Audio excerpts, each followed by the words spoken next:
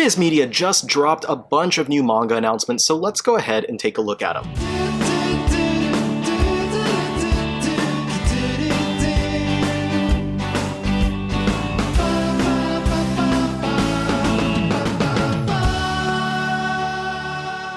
Is that time again. We have new announcements from Viz Media. They do these every 4 months in February, June, and October in the middle of the month. So now we get our June announcements, and there are a bunch of things here that I'm really excited about. A bunch of things that I know other people are excited about as well. But before I get started in talking about the actual releases, I want to mention real quick, as I always do, keep in mind that not everything is for you, but everything is definitely for somebody. So while there's something here that you might be sitting there thinking, who wanted this? This is dumb, nobody wants this. Just keep in mind that there is someone that did want that exact thing, that is excited to pick up that exact book that you are kind of, dogging on. So just don't rain on someone else's parade. You wouldn't be happy if the thing that you were most excited about getting announced, if someone else was basically dogging on that. So don't do it with the stuff that other people are excited about. Manga is for everyone, but not every manga is going to be for every person, The second thing that I want to mention is Shojo fans. I am sorry, there's only one Shojo manga one that's in the Shojo Beat line at least. There's other stuff, but I'll talk about those as we go forward. But the Shojo Beat Twitter account did say that they did have other announcements to make, they just didn't have the timing right to line them up with this round of announcements. So I don't know if that means that they'll be saving those for October and we'll have a more Shojo heavy round of announcements in the fall, or if they have another date soon, maybe at one of the upcoming conventions or something. Maybe they'll make those announcements there. I don't know. They haven't specified one way or the other yet, but there's only one Shojo Beat title this round. There will be more coming. I just wanted to point that out because I know a lot of Shojo fans were pretty disappointed with this round of announcements. Anyway, let's go ahead and jump on into it so we can talk about these announcements. The first one right off the bat is they were bringing the heat right off the bat because I feel like they kind of learned from the last couple rounds of announcements. When you start with the stuff that people are less familiar with, that there's less people are going to get hyped about, it kind of sets a tone, and they started to get like a lot of negative reaction from people. And so this time they started right off the bat with a couple of short story collections from Tatsuki Fujimoto, which I don't know if I mentioned it on my channel or where but I know I've said it before. Maybe it was just in private between me and like friends or something, that I really hoped, I've said that I've really hoped that they would release these short story collections because Fujimoto has so many early works that had not been available in English before, even digitally, and so this is really exciting to see. So the announcement itself says, see the origins of, and I'll be reading from my phone throughout this video, so forgive me for not memorizing everything. See the origins of Tatsuki Fujimoto, the creator of Chainsaw Man. 2 short story manga collections featuring the Mad Genius's earliest work, Tatsuki Fujimoto before Chainsaw Man 17 to 21, and Tatsuki Fujimoto before Chainsaw Man 22 to 26. And all of these are releases for spring of 2023, by the way.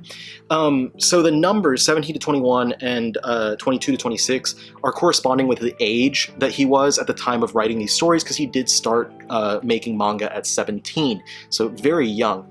Makes me feel like a failure in my own life. Anyway, so these are collecting basically everything that he did before his major works, and around the time of, like when Fire Punch was being released, so any short stories that were coming out around that time. And then I know that some people were expecting to see Goodbye Eri announced as well in a single volume similar to what we had for Look Back, but that was so recent that I don't think the timing would be right on that, and we probably will see it in October will get announced. If not October, then next February, but it will get announced. Tatsuki Fujimoto at this point is a creator that they know that they, just speaking frankly, like they're going to make money off of his name, and they're going to publish whatever they can by him because of the just insane amount of hype that there was for, and still is, for Chainsaw Man. So I'm very excited about these. Like I said, these were ones that I was hoping to happen, so it was a really good start to today's announcements. And we move on to the second series, which is actually a webtoon. I had never heard of this one before, but apparently there's a lot of people, I've been reading comments and stuff, a lot of people are really excited about this to happen, and this is big for the creator herself as well. So the series is The Girl That Can't Get a Girlfriend by Mieri Hiranishi. From first crush to first crushed. The autobiographical manga about one woman's quest for the hot, short-haired girlfriend of her dreams. So like I said, this is a webtoon. It's been on hiatus since last June from what I was looking at.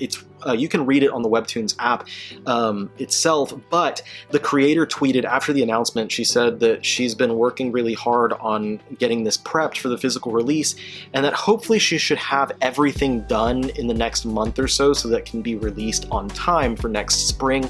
She did say there's going to be additional material, additional pages and stuff that she's putting together just for this physical release. So if you are a fan of the series and have already read it on Webtoon, there is going to be additional material that you're going to be interested in that will make you want to pick this book up. And she only said like book singular, so I'm guessing that everything that's come out so far is going to be collected into this one volume.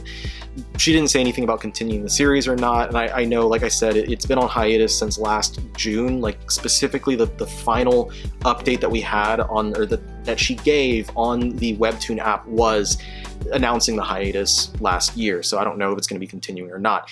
Anyway, moving forward, next up we have, this is one that I hadn't heard of, but actually seen a lot of people get excited about it. It does have an anime release coming soon, or it recently came up, I'm not absolutely sure on that, but Insomniacs After School. So two sleepless teenagers find kinship as they escape to their school's astronomy observatories. This is, I looked up, it was described as being a slice of life series. It's a seinen title. I'm pretty sure this is going to be published under the Signature line, so it'll have the nice oversized edition. It's created by Makoto Ojiro, and the name Ojiro seems really familiar to me. I wasn't familiar with the creator's other works though, so I don't think it's because I've read anything else by them. But this one, just the amount of excitement that a lot of people had for seeing this announced really got me hyped up, and also just the description of it, the cover artwork, everything. I'm excited to try this one out when it does come out next spring. Next up is one that, like, I completely forgot this series existed, but it was an obvious choice for something that was going to be announced in this round, and that is Shoten, which is the newest series with the artist Takeshi Obata, who you're probably familiar from stuff like Bakuman, Death Note, or Platinum End. The series follows a pair of dreamers who strive to rise to the top of the comedy world in the story by Akinari Asakura with art by Takeshi Obata. Shoten. So this has been running since I think last year, and sometime last year I actually made a video talking about Obata's entire career, and I think that I made that video right before this new series started, so I missed being able to put that or mention that in there, or maybe I did mention it, I don't remember. It's been long enough, and my memory of that is just a little bit faded. But anyway, as always, I'm excited about anything with Takeshi Obata, one of my favorite artists that's currently working in manga. But also, I want to take this moment to mention, I really hope that they'll put out some new Obata collections of like older material, and not just continue collecting all of his recent works, because there are a lot of older series like, you know, Cyborg Grandpa, G-Chan, the sumo wrestling series, which name is very long and in Japanese and I don't remember what it was, but there are also a lot of like short stories and stuff, and I think that a short story collection similar to what we just saw announced for Tatsuki Fujimoto would be a really excellent thing for them to announce. So Viz, if y'all are listening to me, I'd like to pitch that idea to you, because I would really love to see it. I know a lot of other people would love to see it as well. Moving on, after Shoten, this is one that I'd never heard of before, but actually in looking into the series and trying to find out what it was actually about, I'm very excited about it, and that is Helck. It's a weird name. I don't really like the name Helck, but it sounds really cool. Their description reads, an epic tale of the powerful human hero who aims to become the next demon lord. Helck by Nanaki Nanao. So like I said, I never heard of this series. It was published several years ago, and it's done. It has, I think, 12 completed volumes for the entire series, and it was published in a magazine, I think it was called Ura Sunday, which is another thing that I'd never heard of, but there are a couple series in there when I was looking up the magazine that I was familiar with, like the Dumbbell series, and I think Kengan Ashura is published in that one as well. as far as I can tell, it's a non-demographic magazine, so like it doesn't belong to any specific demographic like shonen, shoujo, josei, or seinen. So this doesn't really line up with any demographics, is what I'm trying to get at. The series is about basically the Demon King has been, or the Demon Lord has been taken out, and there's a tournament going on to figure out who's going to take over that title in Hell. And the tournament has been going on for several months, and the person at the front running, the one who seems like they're going to win, is a human named Helck. And Helck states that they want to see the destruction of humankind, basically, but a lot of people don't really think that that's true. They think that Helck has ulterior motives, and they're trying to find out what exactly those ulterior motives might be. So it is an action fantasy series that, like I said, I knew nothing about this before, but after looking into it, I am very excited to try this one out. It's only 12 volumes long, so it's not a terribly long title for those of you who don't want to get into anything that's going to take up a ton of real estate on your shelves. All right, moving on from Helck. Next up we have, this is another one that I wasn't familiar with, and that is Love's in Sight. The description from Viz is: love blooms between a tough delinquent boy and a spunky girl with a vision impairment. Love's in Sight by Uoyama. I tried to look up Uoyama, I tried to look up Love's in Sight, and the only thing I could find was that there is a live action drama based on the series, is what I think I found. But looking through the comments and stuff, a lot of people were really excited to see this. A lot of people really praising this series for a lot of people stating the really great social commentary that it has, which made me even more interested in seeing this series and what it's all about and stuff. So I'm gonna have to try this one out whenever it hits shelves. I don't know anything though about whether it's still ongoing. I don't know how long it is or anything like that. I could not find that specific information. So if you, dear viewer, do have that information, please feel free to comment down below and let us all know so that we are more familiarized. I'm sorry I was unable to find with my, with the tools I had at hand, which are Google, I wasn't able to find that material, that information myself. So moving on, the next one is Tista from Tatsuya Endo, the creator of Spy Family. So real quick, the description that Viz gives is: Tista leads a dual life as an assassin and a university student. What price will she pay to save the people she loves? Tista by Tatsuya Endo, creator of Spy Family. So this is a 2-volume series that Endo did years before Spy Family, like back in pre-2010. I think it ended in like 2007 or something like that. Only 2 volumes, published in Jump Square. So if you are a fan of Spy Family, this is definitely something that you'll want to pick up. And on this, I want to give like a bit of side commentary. I really, really like the focus on creators that they're giving, because I like being able to look back at the entire career and the entire body of works of a specific creator and see how their work has evolved over time. And that's one of the reasons why I enjoy having my creator shelf within my library, if you're familiar with my library and my collection and stuff, because it's a way for me to look specifically at a creator and everything they've done, their entire body of work, and see how things have evolved over time, how their writing style and how their artistic style has evolved. So I'm hoping that with this, they'll continue to do this, not just for Endo, but other creators. They'll continue to release more lesser known, earlier works for other creators that we're familiar with from things that are big right now. Like Spy Family is one of the biggest series right now thanks to the huge success of the anime, but the manga was also really successful even before the anime. So Endo does have a couple of other things. A lot of one-shots would be nice to see collected into a single volume.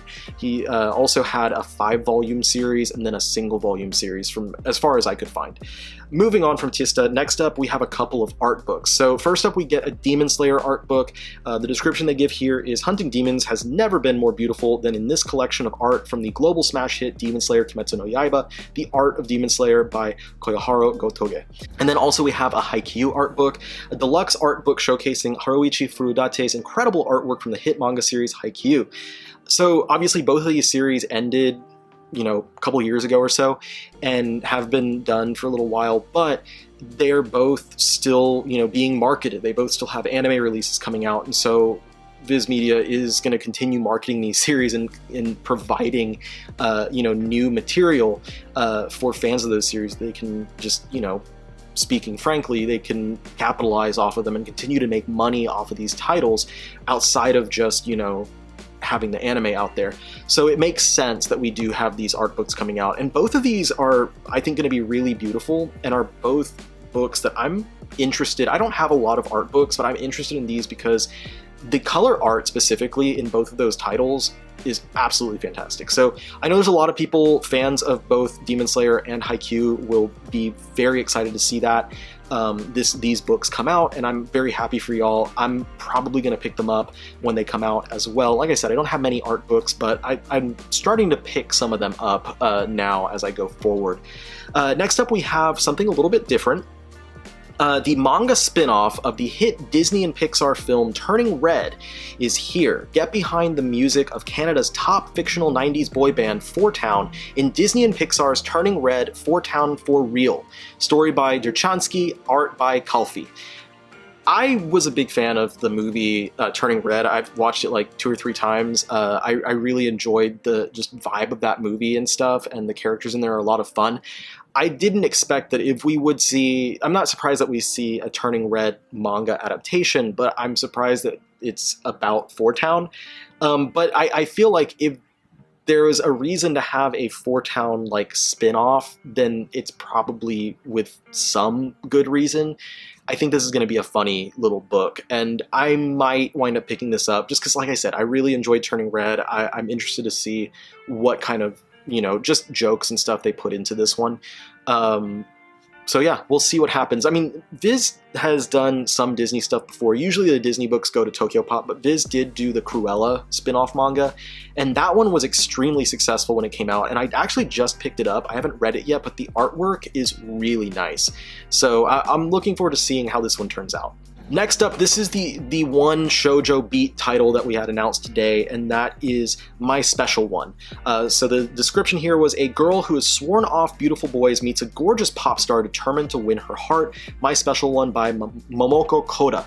I'm not familiar with Momoko Koda's work, but apparently one of her other works, No Longer Heroine, is being published by Yen Press. So if you're a fan of that one, then you might want to go ahead and pick this one up when it gets released. If you're a fan of this one, then you might want to look into that one. But like I said earlier, while this is the only Shoujo Beat release that was announced in this video, they did say that they would have more announcements in the future coming that just weren't ready for this round of announcements. So whether that means they're doing something before the next big round of announcements in October, or if that means we're going to get a really shoujo heavy October, they haven't really said one way or the other, but there will be more shoujo announced soon. Just putting that out there for the shoujo fans. I want to make sure that y'all are okay, because I know that a lot of y'all were kind of upset after today's announcements. The next one, though, is a really big one for a lot of people, because this is one that has been like in the comments every single time I make one of these videos. People in the comments always are talking about how this and another title that didn't get announced haven't been getting announced, and it's finally here. We have Boys Abyss. The other title that gets mentioned along with this is Oshinoko, which I'm absolutely certain is going to be announced either in October or next February, because we did just get the announcement for the anime release, and also because the creator of the series is the same creator as Kaguya-sama Love is War, which is extremely popular, so it makes sense that we would see that eventually. But for now, we did finally get Boys Abyss. Their description of this is: self-serving adults and broken dreams push a teenage boy trapped in a dead-end town closer to the edge. Boys Abyss by Ryo Minanami. Like I said, this is one that a ton of people have been anticipating. It is a psychological seinen title, goes into a lot of really heavy topics. This is one that I haven't read yet, but a lot of people whose opinions I really trust and vibe with have said that this is a great series, so I'm very excited to see this one finally get announced. And I know a lot of people are excited to finally see this one announced, just going by the comments that I've gotten in my videos in the past, several announcement commentary videos. Anyway, this might be the one that a lot of people are most excited about. So moving on from that one, This next one is one that I'm not surprised got announced, but it was a series that was just canceled in Weekly Shonen Jump, and that is Ayashimon from Yuji Kaku. Now, their description of the series is Maruo punches his way into the monstrous world of Ayashimon Yakuza with dreams of becoming a manga protagonist. Ayashimon by Hell's Paradise Jigo Kuraku creator Yuji Kaku. Like I said, this just wrapped up. It was just canceled in the Weekly Shonen Jump magazine. I don't know if the license was probably picked up for the physical release before they knew it was going to be axed in the magazine, but I feel like even if they did know, that it probably still would have gotten a physical printing because, like I've been mentioning throughout this video, they are doing some good to focus on creators, and Yuji Kaku's other work, Hell's Paradise, was hugely successful in English, and I feel like this is something that they would have wanted to bank on that success and release this one physically. And as well, they do pay attention to what fans say when it comes to those digital releases, and that's kind of 100% why we're getting a physical release for the Hunters Guild Red Hood series. Even though that was canceled with only like 2 or 3 volumes, a ton of people in the US really loved it, and otherwise they wouldn't be have announced that physical release in the previous round. So like I said, I feel like this one would have been announced regardless because it is by, you know, a familiar creator, and it is one that a lot of fans who have enjoyed the digital release have been pushing and have been talking about and stuff like that. So no surprises there that this one got a physical release, for me at least. And then, of course, next we have something that's very heavily expected in every round of announcements, and that is a new volume of stories by Junji Ito. So their description of this one: countless tombstones stand in rows forming a bizarre town. This tale and other nightmares from 3-time Eisner Award winner Junji Ito are unveiled in Tombs, Junji Ito's story collection. So we basically get an Ito book in every single round of announcements, and so it's no surprise that we get one here. There's no clue as to exactly what stories are going to be in this, but what we can probably expect is about 400 pages worth of material, collecting about 10 to 12 stories. And whereas the previous release that we just got, Deserter, was completely a reprint of the old Long Hair in the Attic volume, this one should be either completely new material that's never been released in English, or mostly new material because there's only a few stories from Flesh Colored Horror. That was a book published by Comics One years ago. There's only a few there that haven't been re-released by Viz that I would say we could possibly see in here. But other than that, this should be completely new material to English readers, at least new official material to English readers. And while at this point it's pretty much expected that we get more Junji Ito content, I love Junji Ito, and I know a lot of people love Junji Ito, so there's nothing to complain about here. I'm excited to see more of his work. I do wish that we would see more from other horror creators, like if we could see more stuff from Kazuo Umez's just very deep catalog that has not been printed in English, or at least reprints of like Cat-Eyed Boy. That would be fantastic, but again, no complaints about new Ito from me.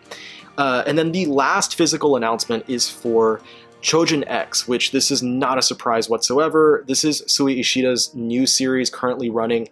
You can read it in the Shonen Jump app right now if you would like. Sui Ishida, of course, is known mostly for Tokyo Ghoul, so if you're a fan of Tokyo Ghoul, this is something that you will probably want to be picking up. Their description of the series is: dark humor and quirky horror unite in this tale of clashing heroes and monsters from the creator of Tokyo Ghoul, Sui Ishida. So I'm really excited about this one. Beautifully illustrated, as you'd expect from Ishida, and I would expect that this is also part of the signature line, so you'll get it in those nice oversized volumes. Now, while this is the last of the physical releases that they had announced today, there was one digital release, and that was Nine Dragons Ball Parade. This was published in Weekly Shonen Jump magazine like last year, and it was canceled after, I want to say, like 16 to 18 chapters. I don't remember exactly. It was a baseball manga that was pretty decent. If you're into sports manga, it was a fun, short little read, but not hugely, like it was canceled after, you know, a few months in the magazine, so it didn't get to go that far with its material and stuff, but it's still fun. That's one that I don't think we'll see a physical release down the line unless the creator does something else that gets made, you know, really big, and then they'll go back and publish this then. But otherwise, I don't see a reason for this one to really get a physical release at any point in the near future, but I've been surprised in the past. So that's everything. That's all the new releases. We didn't get any of those weird, like, you know, pom-pom making books or like coloring books and stuff like that. But we did get a couple of art books, a bunch of shonen and seinen titles. Like I mentioned, only one shoujo beat title, but the Junji Ito, depending on what short stories are collected within that book, the Junji Ito volume, most of his short stories are from Monthly Halloween, which is actually a shoujo magazine, so that's kind of a shoujo release right there. But I know it's not what the shoujo fans are really looking for.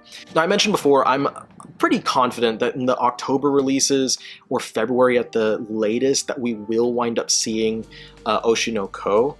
But I know this time some people will probably be a little disappointed that it wasn't here. And then I do also expect probably October, maybe February, that we'll get the Stone Ocean release. I'm not wearing this because of that. This was just the shirt on the top of my drawer this morning, but I do expect Stone Ocean to be announced very likely in October, because according to the schedule that they've been releasing things out on, it should get the first volume released next summer. And these were announcements for this next spring, so October should be the summer announcements, and we'll see Stone Ocean along with those. That said, that out of the way, there are several things that I was very excited to see announced in this round. Like I said, I know a big one for this round is definitely going to be Boys Abyss. A lot of people have been waiting for that one. Choujin X was expected, but still exciting nonetheless. A new Junji Ito collection is always appreciated. And of course, the Tatsuki Fujimoto stories are really highly anticipated by me.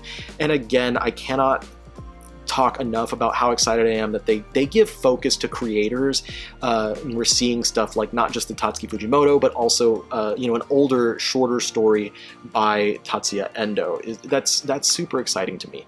Hopefully that trend continues and we do get to see a lot more creator-focused releases like that in the near-ish future.